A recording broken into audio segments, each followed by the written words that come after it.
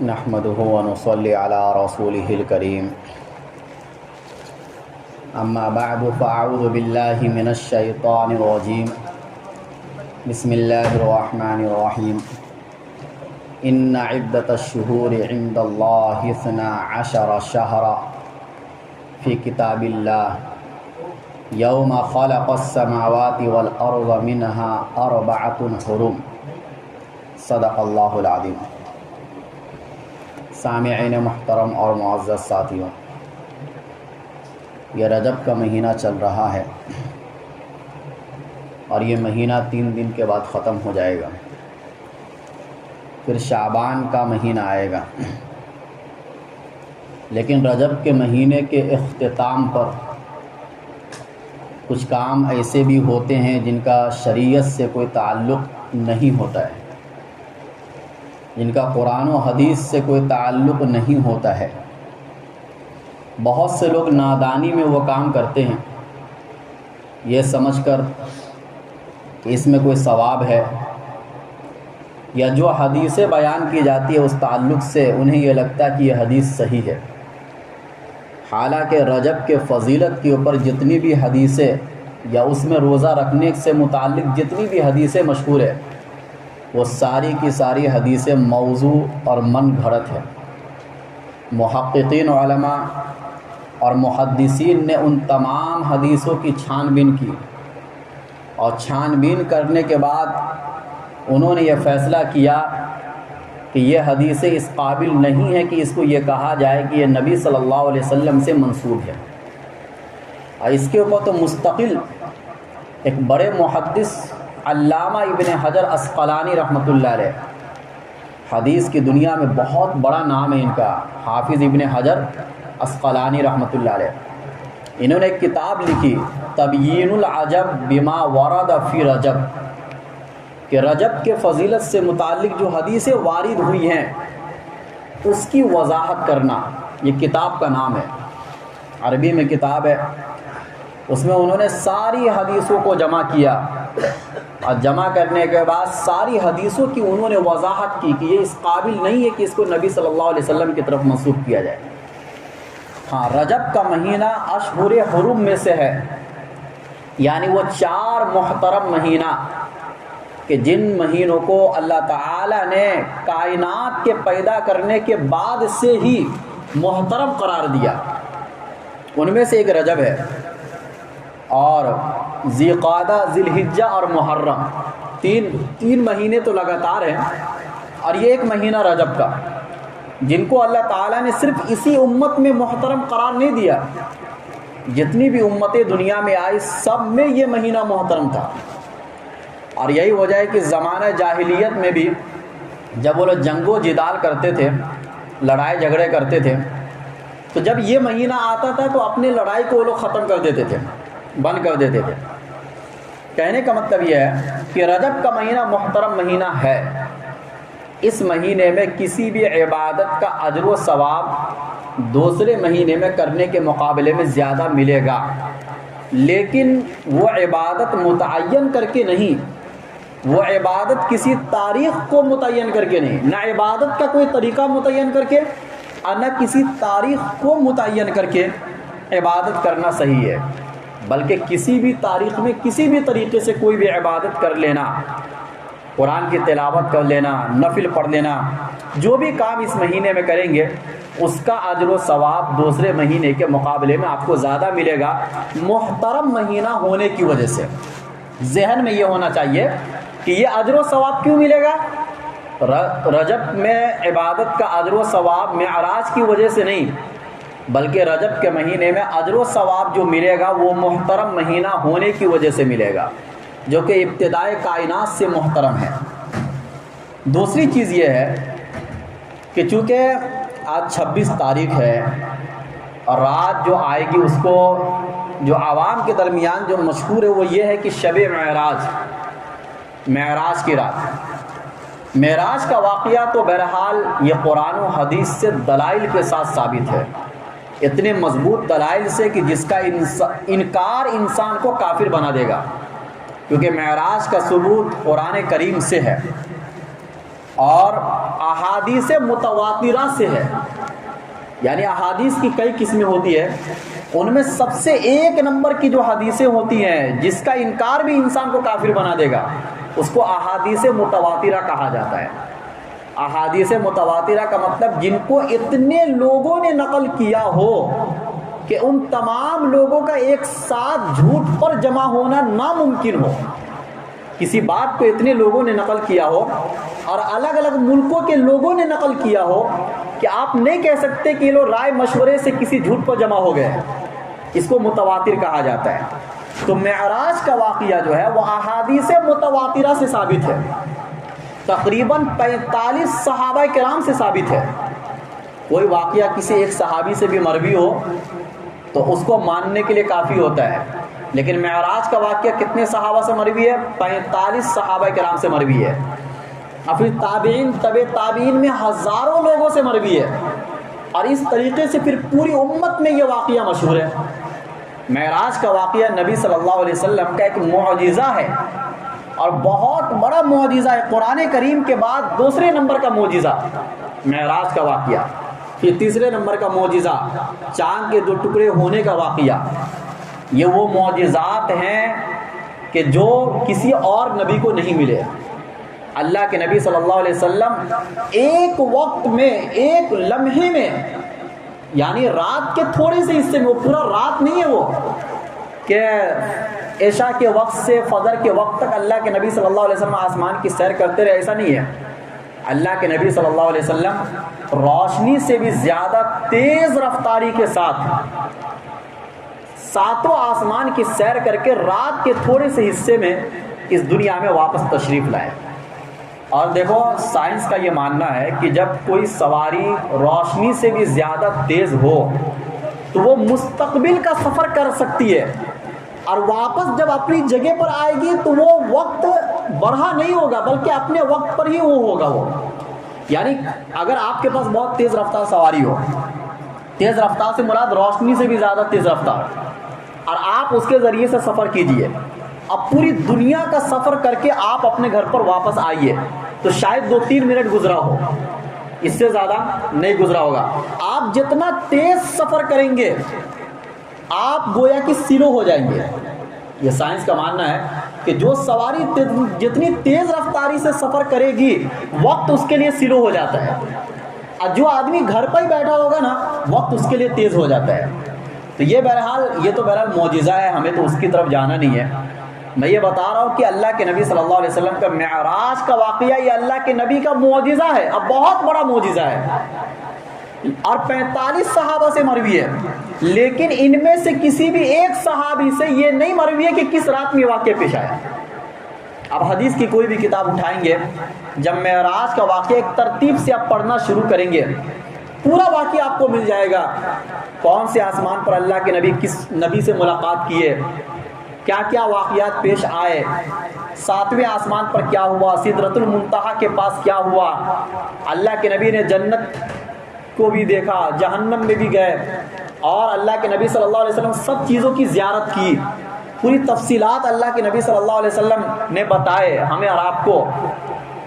اور یہ اللہ کے نبی صلی اللہ علیہ وسلم کو مشاہدہ اس لیے کرایا گیا جنت اور جہنم کا، ہر چیز کا، کہ اللہ کے نبی کا ایمان بالغیب سے اوپر اٹھ کر ایمان بالمشاہدہ ہو گیا، یعنی جن چیزوں کا مشاہدہ ہم مرنے کے بعد کریں گے اللہ کے نبی نے ان تمام چیزوں کا مشاہدہ ابھی کر لیا، اور اللہ کے نبی صلی اللہ علیہ وسلم کے لیے اس کام کو اللہ نے آسان کیا۔ ہم اس کی نسبت اللہ کی طرف کرتے ہیں، نبی صلی اللہ علیہ وسلم کی طرف نہیں کرتے ہیں۔ لیکن کسی بھی صحابی سے رات کی تفصیل کہ کس رات میں یہ واقعہ پیش آیا، کس تاریخ میں یہ واقعہ پیش آیا، اور کس مہینے میں یہ واقعہ پیش آیا، بلکہ کس سال میں یہ واقعہ پیش آیا، ان میں سے کسی بھی چیز کی تعیین آپ متعین طور سے نہیں کر سکتے، حدیث کی روشنی میں نہیں کر سکتے۔ ہاں، باتیں مشہور ہو گئی، کئی اقوال ہوئے کہ فلاں سال میں یہ واقعہ پیش آیا، ہجرت سے 2 سال پہلے، کسی نے کہا 1 سال پہلے، کسی نے کہا 3 سال پہلے، اور بعض لوگوں نے تو کہا کہ 7 سال پہلے۔ اسی طریقے سے مہینے میں کوئی ربیع الاول کا مہینہ، کوئی رمضان کا مہینہ، کسی نے کہا ذی قعدہ کا مہینہ، کسی نے کہا رجب کا بھی مہینہ۔ اسی طریقے سے تاریخ میں بھی بہت اختلاف ہو گیا، ان میں سے ایک قول 27 رجب کا بھی آ گیا، لیکن یہ ساری چیزیں متعین نہیں ہیں، ایک احتمال کے درجے میں ساری چیزیں ہیں، یہ قرآن و حدیث سے ثابت نہیں ہے، اور نہ کسی صحابی سے ثابت ہے، نہ کسی تابعین سے ثابت ہے، اور نہ کسی محدثین سے ثابت ہے، بلکہ یہ بعد میں آنے والے جو مؤرخین تھے، تاریخ لکھنے والے لوگ تھے، تاریخ لکھنے والے لوگوں کا درجہ محدثین کے بعد آتا ہے، ان لوگوں نے اپنے رائے سے ایک احتمال کو انہوں نے لوگوں کے سامنے بیان کیا کہ دیکھو یہ تاریخ ہو سکتی ہے، یہ رات ہو سکتی ہے، یہ مہینہ ہو سکتا ہے۔ اس سے ہمیں اور آپ کو ایک سبق ملا۔ سبق کیا ملا؟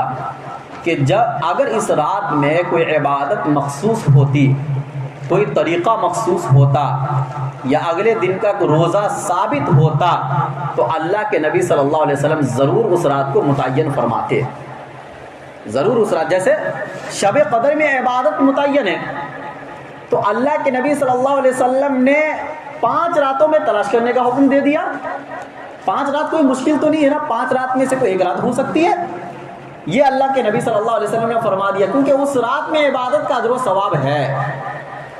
شب برات کی بھی کچھ نہ کچھ فضیلت ہے، چند احادیث سے وہ بھی ایک متعین ہے، لیکن چونکہ یہ رات متعین نہیں تھی، اس لیے عبادت کا کوئی طریقہ اگر کوئی ثابت کرتا ہے تو ظاہر سی بات ہے یہ طریقہ ثابت کرنا غلط ہوگا۔ دیکھیے عبادت 2 طریقے کی ہوتی ہے، اور کسی بھی چیز کا جو اجر و ثواب وہ بڑھتا ہے نا، وہ 2 وجہ سے بڑھتا ہے۔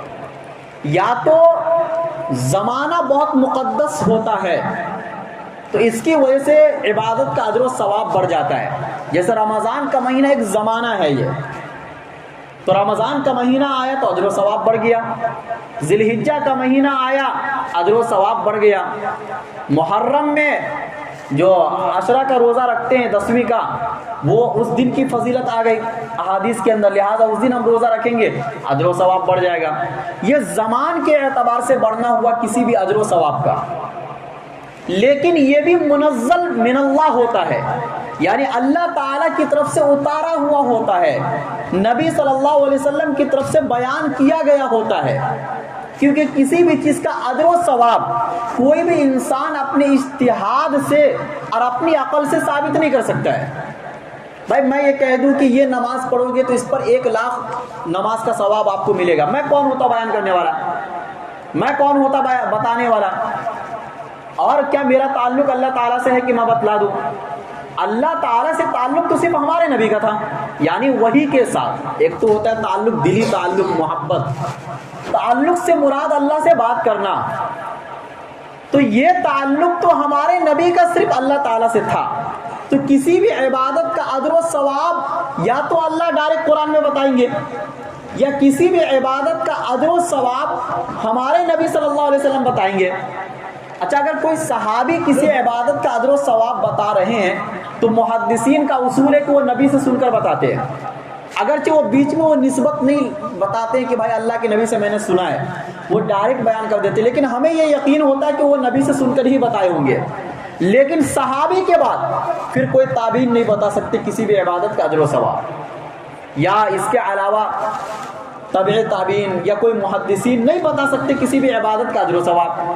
تو زمانے کے اعتبار سے کسی بھی چیز کو فضیلت ملتی ہے تو یہ فضیلت بھی اللہ کی طرف سے ملتی ہے، یہ اللہ بتا سکتے ہیں یا نبی بتا سکتے ہیں۔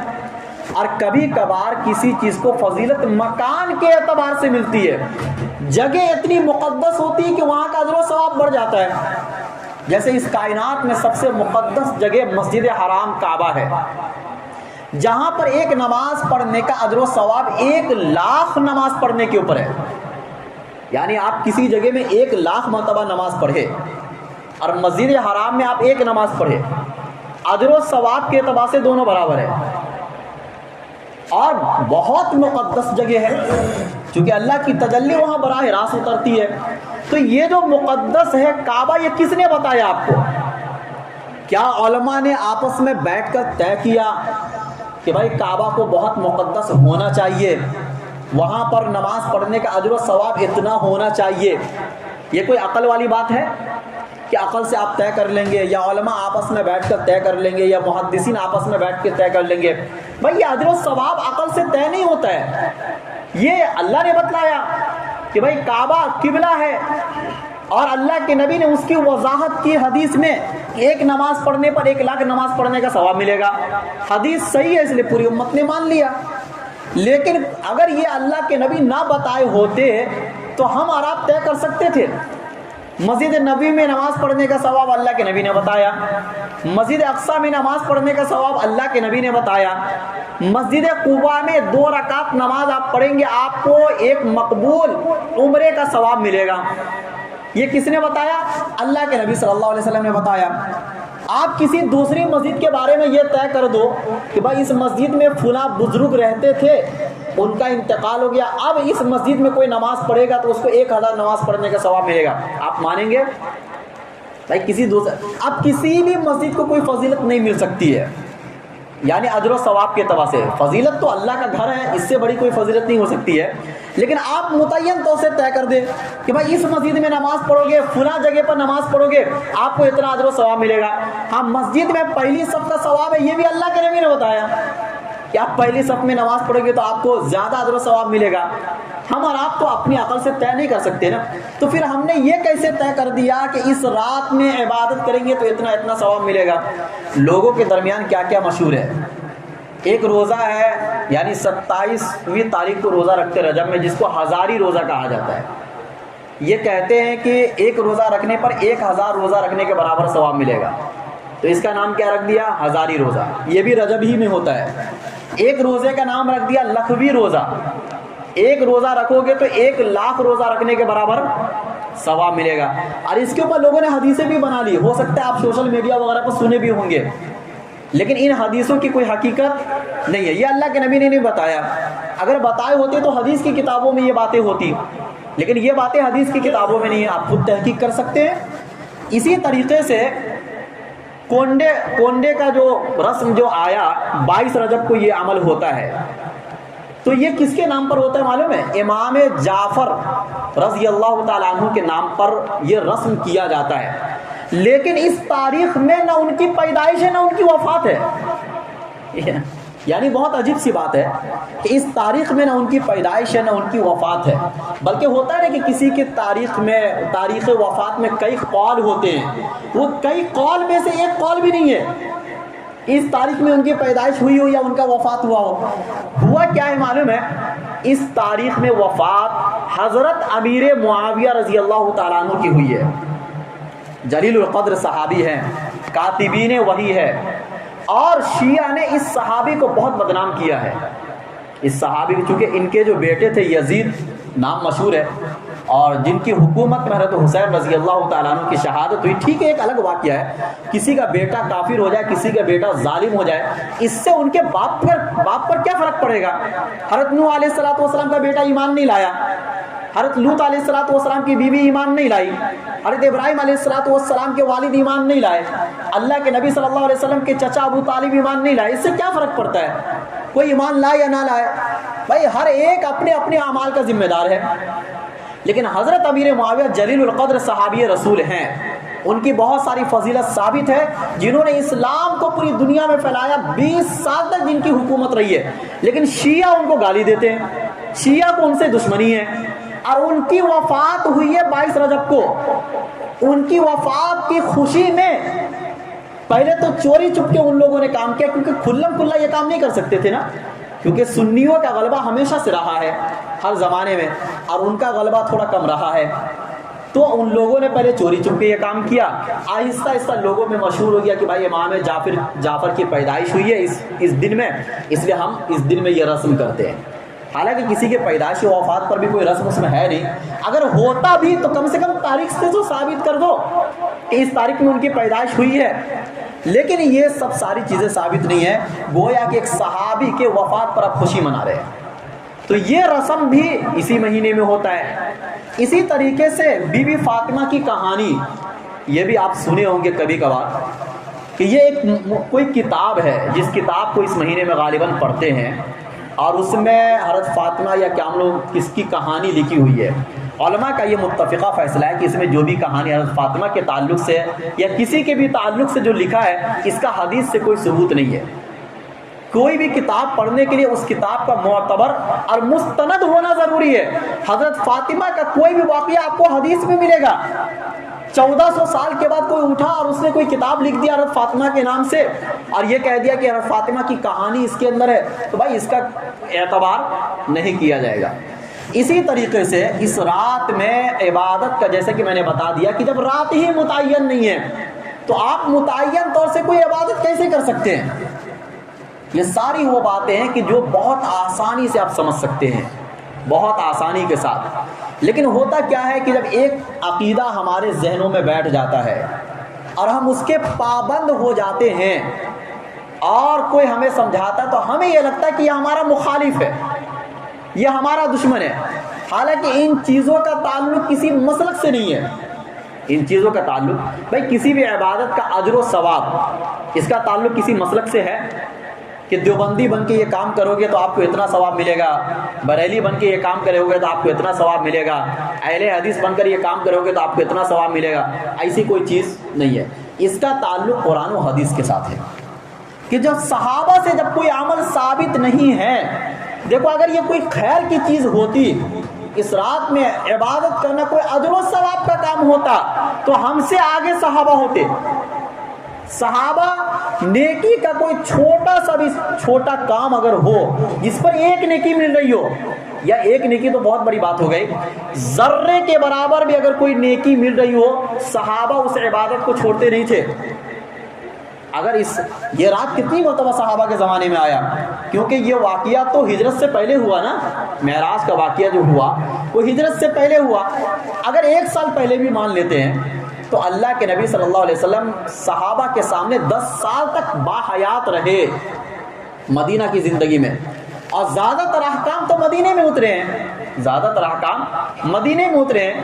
تو یہ کیا بات ہوئی کہ اللہ کے نبی تو پوری تفصیل بتا رہے معراج کے واقعے کی کہ میں نبیوں کی امامت کیا, مسجد حرام سے مسجد اقصی تک کا میرا سفر ہوا, کون سی سواری سے ہوا, براق کی سواری سے ہوا, یہ ساری تفصیل بتا رہے ہیں. میں کس کے گھر پر آرام فرما رہا تھا وہ بھی اللہ کے نبی بتلا رہے ہیں. اور یہ کیا بات ہوئی کہ ساری چیز بتلانے کے بعد اللہ کے نبی نے یہی نہیں بتایا کہ یہ کون سی تاریخ میں ہوا. اچھا صحابہ کرام تو اس زمانے میں موجود تھے نا, تو صحابہ نے امت کو کیوں نہیں بتلایا؟ صحابہ نے ایک سوال یہاں پر پیدا ہوتا ہے کہ معراج کا واقعہ عشق کا سفر ہے. یہ اللہ کے نبی صلی اللہ علیہ وسلم کا جس درجہ عشق تھا اللہ تعالیٰ سے, اللہ تعالیٰ نے وہ مقام ہمارے نبی کو دیا. تو یہ تو ایک محبت کا درجہ تھا کہ ہم اور آپ اس تاریخ کو یاد رکھتے. دیکھو کوئی کام جب محبت کا ہوتا ہے تو ہم اس تاریخ کو یاد رکھتے ہیں نا. جیسے شادی ہوتی ہے مثال کے طور پر, شادی ایک محبت کا دن ہوتا ہے, تو ہم شادی کی تاریخ کو یاد رکھتے کہ نہیں رکھتے؟ کسی دن کوئی بچہ پیدا ہوتا ہے تو بچے کی پیدائش کے دن کو ہم یاد رکھتے کہ نہیں رکھتے؟ کیوں؟ خوشی کا دن ہے. تو معراج کا واقعہ جس تاریخ میں ہوا وہ امت کے لیے خوشی کا دن تھا کہ نہیں تھا؟ صحابہ کے لیے خوشی کا دن تھا کہ نہیں تھا؟ لیکن اس کے باوجود بھی کسی بھی صحابی سے تاریخ نہیں معلوم. کوئی ایک صحابی بھی نہیں بتا رہا ہے کہ کس تاریخ میں یہ واقعہ پیش آیا, کس مہینے میں یہ واقعہ پیش ہے. کیوں نہیں بتا رہے ہیں؟ کیونکہ اس بات کا اندیشہ تھا کہ اگر بتا دیا جاتا متعین طور سے تو اس رات کو سب سے افضل رات بنا دی جاتی اس رات کو. حالانکہ اللہ نہیں چاہتے تھے کہ آپ اس رات کو سب سے افضل بناؤ, کیونکہ اللہ نے طے کر دیا تھا کہ سب سے افضل رات شب قدر ہے.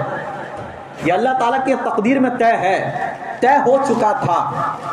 اللہ تعالیٰ کسی دوسری رات کو اتنی فضیلت دینا نہیں چاہ رہے تھے, اس لیے صحابہ کے ذہنوں سے بھی اللہ نے نکال دیا. کسی ایک صحابی نے بھی ضعیف حدیث میں بھی اپنے کسی تابعین کو, اپنے کسی شاگرد کو نہیں بتایا کہ دیکھو یہ جو محبت کا جو سفر اللہ کے نبی کا طے ہوا تھا یہ فلاں مہینے کی فلاں تاریخ میں ہوا تھا. یہ حدیث کی کسی بھی کتاب میں آپ نہیں دیکھا سکتے ہیں. یہ اس بات کا کھلا ثبوت ہے کہ ہم اپنی طرف سے من گھڑت کوئی بھی کام نہ کریں. ثواب کے بجائے الٹا آپ کو عذاب دیا جائے گا، آپ کو گناہ، آپ کے کھاتے میں گناہ لکھا جائے گا، کیونکہ آپ کسی بھی کام کو اگر عبادت سمجھ کے کرتے ہیں حالانکہ وہ شریعت میں عبادت کے طور پر ثابت نہیں ہے تو اس کا گناہ لکھا جائے گا آپ کے کھاتے میں۔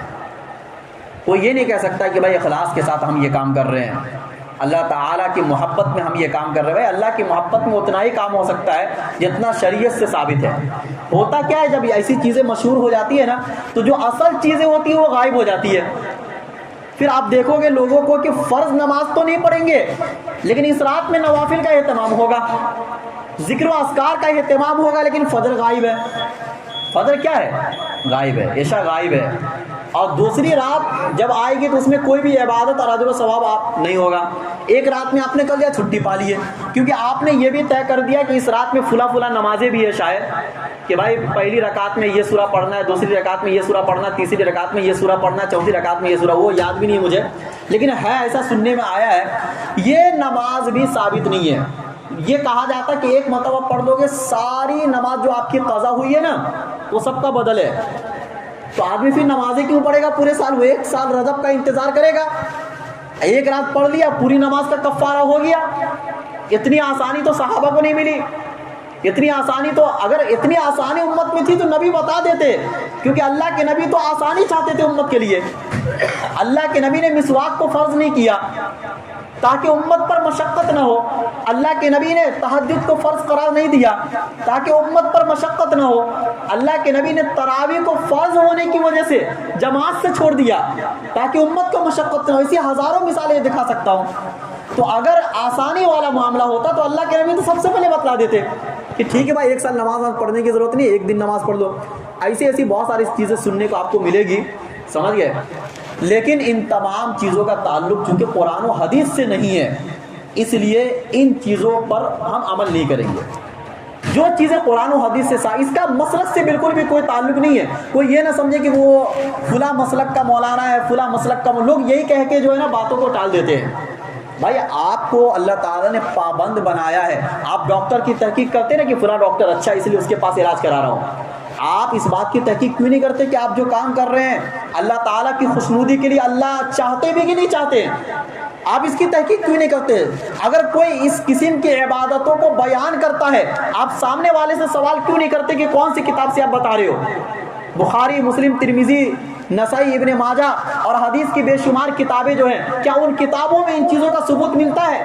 اور اگر ملتا ہے تو اس کی سند کیسی ہے؟ کیونکہ بہت سی موضوع من گھڑت حدیثیں بھی تو ہوتی ہے، لیکن موضوع من گھڑت حدیثوں کو میں نے ایک نام بتا دیا، حافظ ابن حجر اسقلانی رحمۃ اللہ علیہ، حدیث کی دنیا میں بہت بڑا نام ہے۔ جب یہ نام آ جاتا تو پھر آگے پیچھے دیکھنے کی ضرورت نہیں پڑتی ہے، جو اہل علم وہ سمجھتے ہیں۔ انہوں نے مستقل اس کے اوپر کتاب لکھ ڈالی ہے کہ اس مہینے میں کوئی بھی عبادت کسی بھی طریقے سے ثابت نہیں ہے، اور جن حدیثوں سے ثابت ہے وہ حدیث اس قابل نہیں کہ اس کو لیا جائے۔ اللہ تعالی ہم سب کو بدعات اور خرافات سے محفوظ فرمائے اور وہی کام کرنے کی اللہ توفیق دے جو کام شریعت سے ثابت ہو، اور جو کام شریعت سے ثابت نہیں ہے ہم بغیر کسی کے ملامت کرنے کے ملامت کے خوف سے، عام طور سے بہت سے لوگ اس وجہ سے بھی کر لیتے ہیں کہ سامنے والا ملامت کرے گا، سامنے والا کہے گا اس کو نبی سے عشق نہیں ہے۔ بھائی تم اپنا عشق اپنے پاس رکھو، ہمیں ایسا والا عشق نہیں چاہیے کہ جیسا والا عشق صحابہ نے بھی نہیں کیا ہے، ہمیں صحابہ والا عشق چاہیے۔